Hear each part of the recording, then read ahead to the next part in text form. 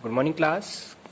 कल हमने exercise 3.5 complete start करा दी थी। 3.5 में मैंने आपको 3 क्वेश्चंस तक कंप्लीटली करा दिया था और आज मैं इसकी कुछ वर्ड प्रॉब्लम्स एक्सरसाइज की आज मैं आपको कुछ वर्ड प्रॉब्लम्स है। 4th क्वेश्चन है, निम्न समीकरणों के युग्म बनाइए और उनके हल कीजिए। ठीक है, अब इसको करने के लिए इसमें 5 वर्ड प्रॉब्लम दे रखी हैं बच्चों। आज मैं आपको इसमें से जैसे भिन्न वाली जो वर्ड प्रॉब्लम है वो तो मैं आपको पहले सिखा चुका हूँ। इसमें से जैसे फर्स्ट क्वेश्चन है आपका, उसे देख लेते हैं। एक छात्रावास के मासिक व्यय का एक भाग नियत है तथा शेष इस पर निर्भर करता है कि छात्र ने कितने दिन भोजन लिया है। ठीक है, जब एक विद्यार्थी ए को 20 दिन भोजन करता है तो उसे 1000 रुपये छात्रावास के लिए खर्च यानी व्यय के लिए अदा करने पड़ते हैं। जबकि एक विद्यार्थी बी को 26 दिन भोजन करता है तो छात्रावास खर्च के लिए 1180 रुपये अदा करने पड़ते हैं। तो नियत व्यय यानी कितना खर्च किया और प्रतिदिन के भोजन का मूल्य ज्ञात करना है। ठीक है, इसे अपनी नोटबुक में देखेंगे, किताब में सब अपनी बुक्स में देखेंगे। अब मैं इस क्वेश्चन को स्टार्ट कराता हूँ। ठीक है, चलिए स्टार्ट करते हैं। क्वेश्चन है आपका, मान लिया हमने छात्रावास के भोजनकर्ता जो हैं, जो भोजन कर रहे हैं, जो खाना खाते हैं, उन छात्र के लिए नियत खर्च मान लिया x रुपये और जो प्रतिदिन के भोजन का मूल्य है वो मान लिया y रुपये। ठीक है, जो छात्रावास में रहते हैं उनके लिए x है और जो प्रतिदिन कर रहे हैं उनके लिए y मान लिया। अब हमारे पास क्या था, वो 20 दिन के भोजन के लिए दिया गया भुगतान कितना होगा, नियत मूल्य जो दिया हुआ है प्लस 20 दिन के लिए जो भोजन का मूल्य है, तो नियत मूल्य x माना था और 20 दिन के लिए कितना हो गया 20 इंटू वाई यानी कि 20y। अब उन्हें कितने रुपए खर्च करने पड़ते हैं 20 दिन के लिए, 1000 रुपये देने पड़ते हैं। तो टोटल कितना हो गया x plus 20y is equal to 1000। ये आपकी फर्स्ट इक्वेशन बन जाती है। बिल्कुल सेम एज इट इज हम इसकी सेकंड इक्वेशंस को बनाएंगे। अब की बार कह रहा है वो 26 दिन के लिए, कितने दिन के लिए कह रहा है 26 दिन भोजन करता है तो उसे 1180 रुपये देने पड़ते हैं। तो अब की बार जहां पे हमने 20 दिन लिखा है बच्चों, यहाँ पे 20 दिन लिखा है, यहाँ पे क्या लिख देंगे अब की बार 26 डेज लिख देंगे और क्वेश्चन बिल्कुल एज इट इज हमें इसको करना है। ठीक है, चलिए यहाँ क्या लिख देता हूं मैं अब 26 दिन के लिए, 26 यानी 26 दिन के लिए। ठीक है बच्चों, थोड़ा इस पे 26 डेज के लिए, एक मिनट, 26 दिन के लिए। ठीक है, 26 डेज के लिए दिया गया भुगतान, जहां पे ये 20 दिन के लिए था, अब 26 दिन के लिए दिया गया भुगतान। ठीक है, बिल्कुल सेम एज इट इज लिखना है। नियत मूल्य प्लस 20 दिन का, तो यहां भी वही आ जाएगा रूल फॉर्मूला हमारे पास, नियत मूल्य प्लस जहां पे 20 है वहां आ जाएगा 26 दिन के लिए भोजन का मूल्य, भोजन का मूल्य। ठीक है बच्चों, अब यहाँ पे नियत मूल्य तो हमारा x ही है, नियत मूल्य तो बच्चों x ही है और यहाँ हो जाएगा 26y और 26 दिन के लिए कितने पैसे खर्च करने पड़ रहे हैं 1180 रुपये। तो यहाँ पे कितना आ जाएगा बच्चों 1180 रुपये हमारा इसके जस्ट आगे आ जाएगा। ठीक है, चलिए इसमें आगे करता हूँ मैं इसको, इसी के जस्ट आगे क्वेश्चन को लेके चलते हैं हम।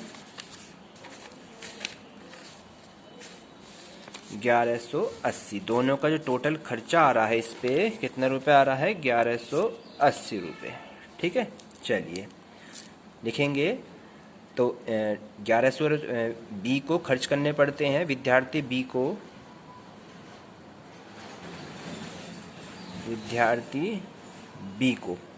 वो ए के लिए था, ये विद्यार्थी बी के लिए है।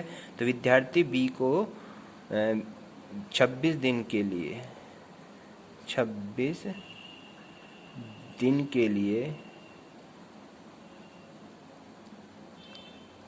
26 दिन के लिए इस थोड़ा, ठीक है, 26 दिन के लिए कितने रुपए देने पड़ रहे हैं बच्चों 1180 रुपये, 1180 रुपये देने पड़ते हैं, देने पढ़ते हैं। ठीक है बच्चों, चलो इसके आगे लिख देते हैं हम यहाँ पे जो मैंने लिखा है ना x प्लस 26y, तो ये हो जाएगा x प्लस 26y बराबर 1180। ये बन गई हमारी इक्वेशन 2। अब इन इक्वेशन 1 और 2 को सोल्व करेंगे। आप इसे विलोपन विधि से कर लीजिए या प्रतिस्थापन विधि से कर लीजिए। तो समीकरण 1 और 2 को सोल्व करने पर इक्वेशन 1 एंड 2 को हल करने पर, ठीक है। चलिए इक्वेशन 1 लिख लेते हैं इसके नीचे, x प्लस 20y बराबर 1000 और दूसरा है x plus 26y is equal to कितना बच्चों, 1180। अब इसको मैंने सोल्व करना आपको सिखा रखा है, ठीक है। किस तरीके से करेंगे, x वाला माइनस माइनस माइनस और 20 में 26 गए तो माइनस के 6y और 1000 में से 1180 को माइनस कर देंगे। तो 1000 में से 1180 को माइनस करेंगे तो माइनस के कितने बचेंगे बच्चों, 180। माइनस से माइनस कैंसिल हो जाता है और ये हो जाता है 180 अपॉन का 6 और 6 से इसको डिवाइड करेंगे तो कितना आएगा बच्चों, यहाँ पे 6 18। तो y की वैल्यू कितनी आ गई, y की वैल्यू निकल के आ गई आपकी 30। ठीक है, ये तो y हो गया। y क्या था हमारे पास में, y जो था हमारे पास प्रतिदिन भोजन का खर्च था। अब y का मान समीकरण 1 में रख दीजिए या 2 में, तो लिख देते हैं y का मान समीकरण 2 में रख देते हैं या 1 में, 1 में रखने पर जिसमें चाहे आप उसमें रख सकते हैं। ठीक है, तो चलिए समीकरण 1 है हमारे पास x प्लस 20y बराबर 1000 और जहाँ पर y है वहाँ क्या रख देंगे बच्चों, इसमें 30 और 1000 आपका एज इट इज है। तो x प्लस दोनों के मल्टीप्लाई करेंगे तो कितना हो जाएगा, ये 600 और x का वैल्यू करनी है तो 1000 इधर 600 इधर आके बच्चों क्या हो गया, माइनस का हो जाता है और x इज इक्वल टू कितने आ गया आपका 400 रुपये।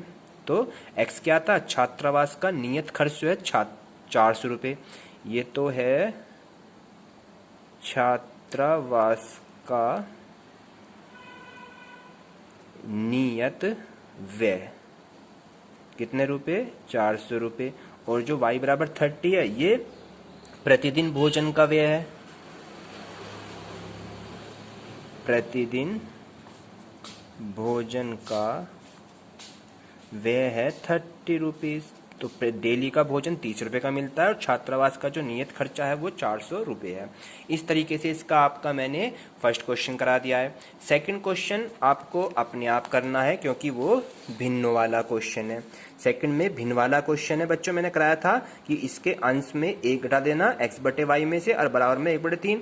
अब की बार हर में 8 जोड़ देंगे, भिन्न 1/4 रह जाएगी। ठीक है, सेकंड वाले के बाद थर्ड क्वेश्चन की ओर हम चलते हैं। थर्ड है, यश ने एक टेस्ट में 40 अंक अर्जित किए जबकि उसे प्रत्येक सही उत्तर पर 3 अंक मिले और गलत उत्तर पर उसे 1 अंक की कटौती, यानी गलत उत्तर पर इसका 1 अंक काट लिया नेगेटिव मार्किंग पर। यदि उसे सही उत्तर पर 4 अंक मिलते हैं तो उसके अशुद्ध उत्तर पर 2 अंक काट लिए जाते हैं। अब की बार यदि 50 अंक अर्जित करता है तो टेस्ट में कितने % थे। समझ में आई बच्चों आपको क्वेश्चन ये। अब इसको कैसे करेंगे, क्वेश्चन नंबर थर्ड देखते हैं। वेरी इंपॉर्टेंट क्वेश्चन है, ध्यान से करेंगे। क्वेश्चन नंबर थर्ड, तो सबसे पहले क्वेश्चन को अपनी बुक्स में आप पढ़ेंगे। जब तक क्वेश्चन को बुक में नहीं पढ़ेंगे बच्चों समझ में नहीं आएगा। यश ने एक टेस्ट में 40 अंक अर्जित किए थे। कितने अंक अर्जित किए थे बच्चों उसने, 40। तो हम क्या लिखेंगे, माना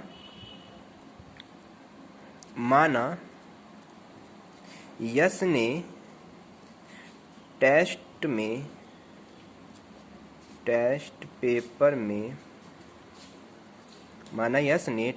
पेपर में x% सही हल किए, x तो मान लिया हमने सही किए, उसने सही हल करे, ठीक है। तथा y% जो है उसने अशुद्ध किए यानी कि गलत किए, तथा y% अशुद्ध किए यानी अशुद्ध हल किए। ठीक है बच्चों, यहाँ तक क्लियर हो गया आपको। अब इसके बाद प्रश्नों की कुल संख्या कितनी हो जाएगी यहाँ पे, प्रश्नों की कुल संख्या, प्रश्नों की जो उसने टोटल पर्सन अटेम्प्ट करते हैं, प्रश्नों की कुल संख्या, सही कितने करे, x करे, गलत कितने करे, y करे, टोटल पर्सन कितना हो गए, x प्लस वाई हो गए। अब प्रश्नानुसार आएंगे तो 3 अंक तो वो सही उत्तरों पर तो उसे 3 अंक मिल रहे हैं और अशुद्ध में से उसका 1 अंक काट लिया जाता है। सही पर तो उसे कितने मिलने हैं बच्चों, 3, और अशुद्ध में से 1 काट लिया जाता है। तो परिणामी जो होगा प्रश्नानुसार जो है सही, सही क्या माने x, तो x में से उसको 3 अंक मिल जाते हैं, सही पे तो 3 अंक, और y है जो अशुद्ध है उसमें से 1 अंक उसने काट लिया, यानी कि y 1 अंक हो गया। तो टोटल कितने अंक हो जाते हैं, नंबर उसने केवल कितना अंक पाए उसमें से 40 नंबर का। ठीक है, तो ये आपकी फर्स्ट इक्वेशंस बन जाती है। सेकंड कंडीशन, ये आपकी फर्स्ट कंडीशन होगी बच्चों। अब सेकंड कंडीशन पर आ जाइए। सेकंड में क्या कहता है वो आपसे, अब की बार आप क्या कह रहा है कि जो सही अंक है उसमें से तो वो 4 अंक मिल रहे हैं, नंबर मिल रहे हैं, सही अंक पर तो उसे 4 मिल रहे हैं, और जो अशुद्ध है उसमें से उसके 2 अंक काट लिए जाते हैं। तो टोटल कितना बन जाता है आपकी बार, 50 अंक हो जाता है। ठीक है, दोबारा सुन लीजिए। सही अंक में से पहली जो कंडीशन है कह रहा है 3 अंक मिलते हैं सही नंबर के, और गलत पे उसका 1 नंबर काट लिया जाता है। तो 3x माइनस वाई और बराबर में टोटल कितने हो गए, 40। अब सेकंड कंडीशन में कह रहा है आपकी बार सही पर्सन पे उसे 4 मिलने हैं, गलत पर्सन पे उसके 2 अंक काट लिए जाते हैं, तो टोटल बन जाता है 50। इसमें से आपको समीकरण को थोड़ा हम सोल्व कर सकते हैं। दोनों इतने हिस्से में से आपकी 2 कॉमन ले लीजिए। यहाँ रह गया x, 2 दूनी 4, 2x रह गया, और यहाँ पर y, और यहाँ पर 50 एज इट इज है। ठीक है बच्चों, अब ये 2 इसके अपोन में जाता है 50 के, यानी 2 से इस 50 को कैंसिल आउट कर देंगे तो आपका 25। तो इक्वेशन जो 2 बनी वो बनी 2x माइनस वाई इक्वल 25। ये इक्वेशन हमारी 2 बन जाती है। अब इन दोनों इक्वेशंस को हम क्या करेंगे बच्चों, सोल्व करेंगे और x और y की वैल्यू फाइंड आउट करते हैं। ठीक है, चलिए इक्वेशन 1 और 2 को सोल्व करेंगे। इक्वेशन 1 एंड 2 से, इक्वेशन 1 एंड 2 को मैंने सोल्व करना सिखा रखा, तो इसके नीचे पहले इक्वेशन 1 लिख लीजिए। 3x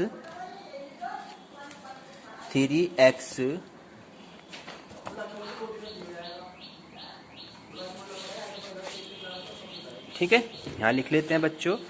पहली इक्वेशन है 3x माइनस वाई 40, और दूसरी इक्वेशन है 2x माइनस वाई इक्वल 25। ठीक है, अभी सोल्व कैसे करते हैं, विलोपन विधि से। y वाले सेम है, कैंसिल आउट कर दीजिए, इनके साइन बदल गए, माइनस प्लस माइनस, और 3 में से 2 गया तो 1x बचता है, और 40 में से 25 को माइनस कर देंगे तो कितना आ जाएगा, 15। तो x की वैल्यू कितनी है बच्चों, यहाँ पर 15 आ जाती है। 15 मतलब यस ने 15% तो सही किए। ठीक है, 15%, ये तो सही हल हो गए। सही हल कितने करे उसने, 15 करे। ठीक है, अब x का मान आप समीकरण 1 में रख दें या 2 में रख दें, तो लिखेंगे x का मान समीकरण 1 में रखने पर, समीकरण 1 है आपके पास 3x y is equal to 40। ठीक है, और जहाँ x है वहाँ पे कितना रख देंगे बच्चों, 15 रख देंगे, and minus y and 40 as it is. 15 तिया 45 minus y is equal to 40। 45 just ऐसी रखा, 40 इधर आके माइनस के, और y इधर हो जाता है। ठीक है, 45 में से 40 गए तो 5, तो y का मान कितना आ गया बच्चों, आपका 5 आ जाता है। यानी कि उसने 5% को अशुद्ध किया। सही हल करे 15 और अशुद्ध कितने किए उसने, अशुद्ध हल किए बराबर उसने 5 और सही हल किए 15। कुल मिलाकर उसने कितने परसेंट किए, कुल परसेंट 20 हल किए। कुल 20% हल किए। ठीक है बच्चों, कुल कितने परसेंट किए उसने हल, 20% हल किए, जिसमें से 15 सही हैं और 5 गलत हैं। ठीक है, अब इसी में नेक्स्ट क्वेश्चन चलते हैं। यह आपका क्वेश्चन हो गया, इसी का नेक्स्ट क्वेश्चन देखते हैं। वर्ड प्रॉब्लम ही करा रहा हूं मैं आज आपको बच्चों। इसमें अगली वर्ड प्रॉब्लम देखिए, एक राजमार्ग पर दो स्थान है ए और बी 100 किलोमीटर की दूरी पर हैं, ठीक है, तथा एक कार ए से तथा दूसरी कार बी से एक ही समय पर चलना प्रारंभ करती है। यदि ये कारें भिन्न भिन्न चालों से एक ही दिशा में चलती हैं तो वे 5 घंटे पश्चात मिलती हैं। जब वे विपरीत दिशाओं में चलती हैं तो 1 घंटे पश्चात मिलती हैं। तो दोनों कारों की चाल ज्ञात कीजिए। ठीक है बच्चों, अब उस कंडीशन पे कैसे करते हैं, इसका फोर्थ क्वेश्चन देख लेते हैं, फोर्थ का फोर्थ पार्ट। ठीक है, चलिए फोर्थ का फोर्थ पार्ट देख लेते हैं। तो इस तो क्वेश्चन को समझ में आया, सबसे पहले तो क्वेश्चन समझ में आए। मान लिया स्थान ए से चलने वाली कार की चाल, माना स्थान ए से, माना स्थान ए से चलने वाली कार की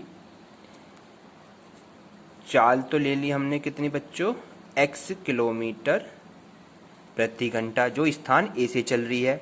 ठीक है, स्थान ए से चलने वाली कार की क्या मान लिया हमने, x किलोमीटर प्रति घंटा, और स्थान बी से चलने वाली कार की चाल कितनी मान ली हमने बच्चों, y किलोमीटर प्रति घंटा ले ली। ठीक है, अब क्वेश्चन में क्या कह रहा है, दो स्थान है, एक स्थान ए और एक स्थान बी, ये दो हैं, इन दोनों के बीच की दूरी कितनी दे रखी है इसने, 100 किलोमीटर। कितनी दे रखी है, 100 किलोमीटर दे रखी है। अब दोनों गाड़ी हैं, एक ये वाली गाड़ी ए, एक यहाँ पे गाड़ी, दोनों एक ही दिशा में चल रही है, ये भी इधर को चल रही है, ये भी इधर को चल रही है। और हम जानते हैं जब दोनों एक ही दिशा में चलती हैं तो दोनों की चालें आपस में क्या हो जाती हैं बच्चों, घट जाती हैं। और दोनों विपरीत में चलेंगी तो जुड़ जाएंगी, एक ही दिशा में चलेंगी तो घट जाएंगी और विपरीत में चलेंगी तो जुड़ जाएंगी। ठीक है, अब क्या करना है, 5 घंटे की बात चल रही है, दोनों कारें कितने घंटे में चलनी है, 5 घंटे में स्थान ए से चलने वाली कार चली गई दूरी बी से चलने वाली कार की दूरी से 5 किलोमीटर क्या होगी, अधिक होगी। तो कंडीशन अप्लाई करेंगे यहाँ पे, दोनों को लग रहा है समय 5 घंटे, तो क्या लिखेंगे यहाँ पे, 5 घंटे में स्थान ए से चलने वाली कार द्वारा चली गई दूरी स्थान बी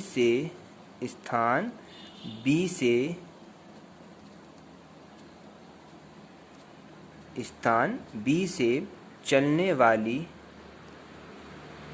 कार द्वारा चली दूरी की अपेक्षा कितनी अधिक होगी, 100 किलोमीटर अधिक होगी। 100 किलोमीटर क्या होगी बच्चों, अधिक होगी। ठीक है, अब इसके बाद क्या अधिक होगी, तो इसका फॉर्मूला क्या बन जाएगा, 5x, मैंने बताया था दोनों की चाल क्या होगी, अगर एक ही दिशा में चल रही है तो घट जाएगी, 5x माइनस 5y इक्वल कितना हो गया, 100 हो जाता है। 5 को कॉमन ले लीजिए, यहाँ पर x माइनस वाई इक्वल कितना हो गया, 100, और 5 से इसको डिवाइड कर दिया तो यहाँ हो गया x माइनस वाई और ये हो गया 20, ये बन की इक्वेशन फर्स्ट हो जाती है। ठीक है बच्चों, बिल्कुल सेम एज इट इज हम सेकंड इक्वेशन, अब की बार तो ये 5 घंटे लगा रही है, अब की यार 1 घंटे की बात चलिए, लेकिन जब कारें विपरीत दिशा में है। अब की बार कारें कैसे हैं, जब कारें विपरीत में है, कारें विपरीत में चल रही हैं। ठीक है, जब कारें क्या हैं, विपरीत में चल रही हैं। ठीक है, और समय कितना लग रहा है, 1 घंटा समय है 1 घंटे में। तो उस कंडीशन पे क्या हो जाएगा, आपकी बार कंडीशन दोनों की x प्लस y इक्वल कितना हो जाएगा 100। दूरी दोनों के बीच की कितनी है 100 ही रहनी है। विपरीत में चले या एक ही दिशा में, दूरी दोनों की क्या है बच्चों 100 ही है, दोनों की दूरियां एक ही है। ठीक है बच्चों, यहाँ समझ में आई आपकी बात। बस फर्क क्या है कि अब क्या विपरीत चल रही हैं तो प्लस की जगह माइनस की जगह प्लस हो जाएगा। और समय 1 घंटा आ गया आपकी बार, और वहां समय कितना था 5 घंटे था। इसमें समय 5 घंटे लग रहे थे तो 5x माइनस 5y हो गया था। इसमें समय 1 घंटा है तो 1x 1y बराबर 100 हो जाएगा। ये इक्वेशन बन गई दोनों। अब इक्वेशन 1 और 2 को सोल्व करेंगे तो लिखेंगे इक्वेशन 1 एंड 2 से। तो इक्वेशन 1 एंड 2 को इसके जस्ट नीचे लिख लीजिए, x minus y equal to 20, और दूसरी इक्वेशन है x प्लस वाई इक्वल 100। फिर वही तरीका आपका, y वाले सेम कट गए। अब देखिए 1 प्लस 1 माइनस है तो इनके चिन्ह अब नहीं बदलेंगे। चिन्ह कब बदलते हैं जब दोनों के साइन सेम होते हैं, या तो प्लस प्लस हो या माइनस माइनस हो। अब इनके साइन नहीं बदलेंगे। ठीक है, तो अब 1x और 1x मिलके कितना हो गया 2x, और 20 में 100 प्लस करेंगे तो 120, और x का मान 2 इसके अपॉन में चला जाता, और 2 से इसे डिवाइड कर दिया तो 2 6 जा 12, तो x की वैल्यू होगी 60 किलोमीटर प्रति घंटा। ठीक है, तो ये तो है 60 किलोमीटर प्रति एक घंटा, पहली कार की चाल। अब x का मान क्या रख दो समीकरण 1 में रखने पर, x का मान समीकरण 1 में रखने पर। ठीक है, समीकरण 1 हमारे पास क्या बच्चों x minus y equal to 20, और x की जगह आपकी बार 60 minus y is equal to 20। 60 as it is रखा, 20 इधर आके माइनस और y इधर आके प्लस। 60 में 20 गए तो 40 आ गया। देन y जो आपके दूसरी कार की चाल कितनी आई बच्चे यहाँ पे 40 किलोमीटर प्रति घंटा। तो एक कार की चाल तो है 40 किलोमीटर, और एक कार की चाल कितनी है 60 किलोमीटर प्रति घंटा। यही आपके दोनों आंसर हो जाते हैं। तो ये वाला वर्ड प्रॉब्लम भी आपकी कंप्लीट हो जाती है। और इसका जो आपका लास्ट बच रहा है 5th क्वेश्चन, वो अभी मैं आपको पिक से भेज देता हूँ। ठीक है, और कल बाकी जो भी प्रॉब्लम्स होती है वो आप मुझे इस वर्ड प्रॉब्लम्स में बता देंगे। आज एक्सरसाइज आपकी कंप्लीट हो जाती है। कल मैं नेक्स्ट एक्सरसाइज है आपकी 3.6 ये स्टार्ट करूंगा। ठीक है बच्चों, थैंक यू।